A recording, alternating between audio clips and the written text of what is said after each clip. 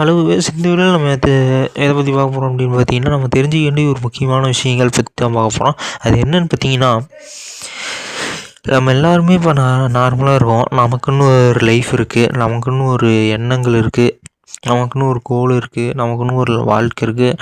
நமக்கு ஏதாவது பிரச்சனை வந்துச்சுன்னா நமக்கு கஷ்டமாக இருக்கும். நமக்கு லைஃப் முடிய போகுது அப்படின்னு நினச்சா கஷ்டமாக இருக்கும். நமக்கு உடம்புல ஏதாவது பிரச்சனை வந்துச்சுன்னா கஷ்டமாக இருக்கும். அதெல்லாம் ஏன் அப்படின்னு பார்த்தீங்கன்னா, நம்ம ஒரு உயிராக இருக்கிறதுனால தான். உயிர் அப்படிங்கிறது என்னென்னா, சுயேட்சையாக செயல்படக்கூடிய ஒரு ஒரு ஒரு விலங்கினம், ஒரு உயிரினம்னு சொல்லலாம்.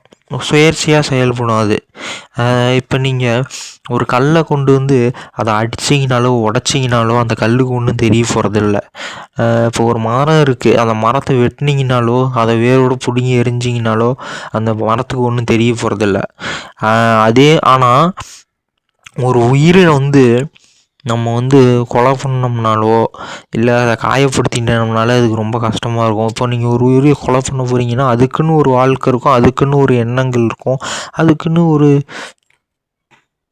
ஒரு குடும்பம் கூட இருக்கும், அதுக்குன்னு ஒரு எண்ணங்கள் இருக்கும், அதுக்குன்னு ஒரு மனசாட்சி இருக்கும், அதுக்குன்னு ஒரு உடம்பு இருக்கும், அதுக்குன்னு ஒரு வலி இருக்கும்.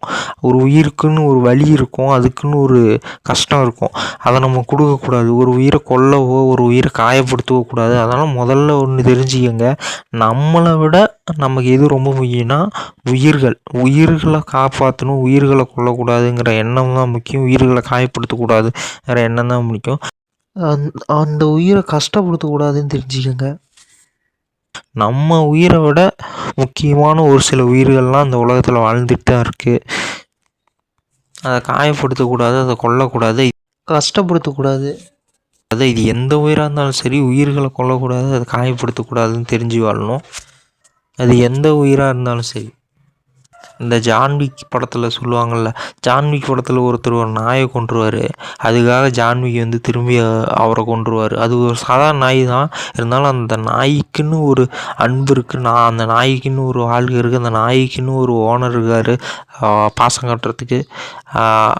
அந்த கொன்னதுனால, அது ஒரு உயிரை கொன்னதுனால அவரை கொன்றுவாங்க. அதாவது அந்த நாயை கொன்னவரை கொல்றதுக்காக ஒரு 100 பேர்த்த கொன்றுவார் ஜான்விக்.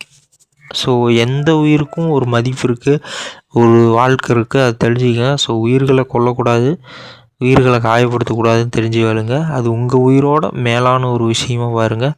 பாய்.